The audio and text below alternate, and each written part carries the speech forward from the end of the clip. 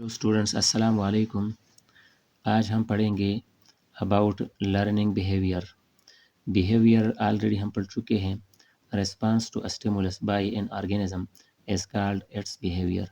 यानी जब कोई ऑर्गेनिज्म किसी स्टिमुलस या तब्दीली को जवाब दे दे, रिस्पांस दे दे, तो ये रिस्पांस देना उस ऑर्गेनिज्म का बिहेवियर कहलाता है।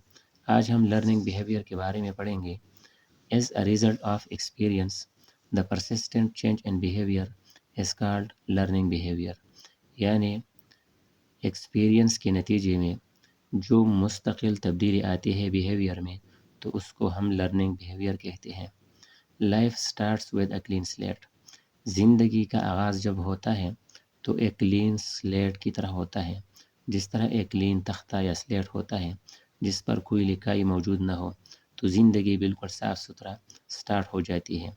उसके बाद मुख्तलिफ़ स्किल्स और नॉलेज लोग ऑब्टेन करते हैं, हासिल करते हैं। लिहाजा इन स्किल्स और नॉलेज को हासिल करने के लिए उसको इन 3 स्टेप से गुज़रना पड़ता है।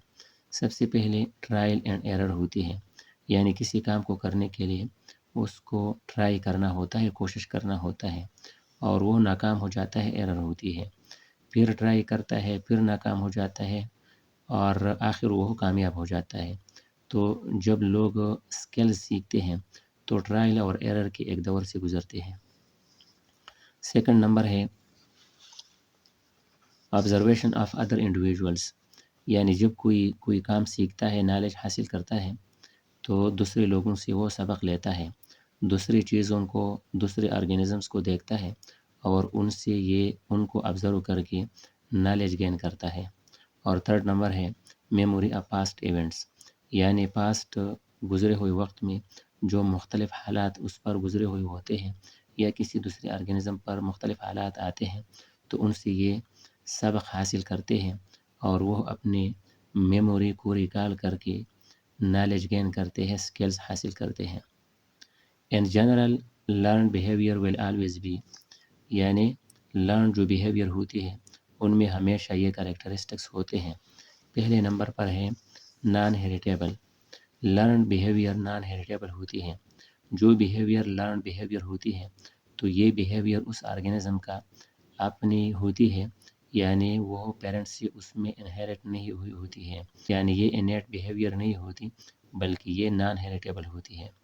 सेकंड नंबर है एक्सट्रिंसिक, यानी एक्सटर्नल जो मुख्तलिफ रिवार्ड्स या पनिशमेंट होती हैं तो उसको रिस्पांस देना होता है।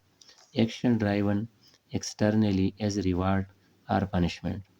जब कोई किसी को रिवार्ड दे दे, उस रिवार्ड की वजह से उसकी बिहेवियर में चेंज अगर हो जाए, या किसी को पनिशमेंट दे, उस पनिशमेंट के नतीजे में किसी के बिहेवियर में तब्दीली अगर हो जाए, तो ये तब्दीली और ये एडाप्टेशन ये एक्सट्रिंसिक है, यानी बाहर से उसको मिला।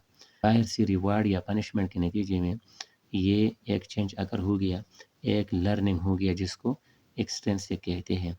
लिहाजा लर्न बिहेवियर जो होती है ये एक्सट्रिंसिक होती है। इसकी अगेंस्ट इंट्रिंसिक वर्ड यूज़ होता है। और उसके बाद है परमिटेबल। परमिटेबल में ये होती है कि चेंजेस या रीअरेंजमेंट अगर होते हैं एक रेंज में, यानी ये तब्दील होना होता है इसमें, और ये लर्न बिहेवियर जो होती है ये तब्दील हो सकती है। इसमें चेंजेस या रीअरेंजमेंट्स अगर हो सकते हैं, लेकिन एक रेंज में हो सकते हैं।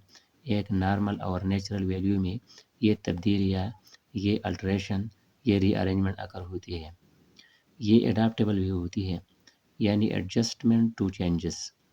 जब कोई एनवायरनमेंट में तब्दीली अगर होती है तो उस न्यू एनवायरनमेंट के साथ अपने आप को एडजस्ट करना ये लर्न बिहेवियर ही की वजह से पॉसिबल होता है। एडजस्टमेंट टू चेंजेस, अगर एनवायरनमेंट में तब्दीलियाँ या चेंजेस अगर होते हैं या न्यू हालात और इवेंट्स बन जाते हैं, तो उन न्यू चैलेंजेस का सामना करने के लिए अपने आप को एडजस्ट करना होता है, और ये एडजस्टमेंट टू चेंजेस को एडाप्टेबिलिटी कहते हैं। और फिर लास्ट में प्रोग्रेसिव, यानी लर्न बिहेवियर जो होती है ये प्रोग्रेसिव होती है, कंटिन्यूस इम्प्रूवमेंट्स इसमें अगर होते रहते हैं।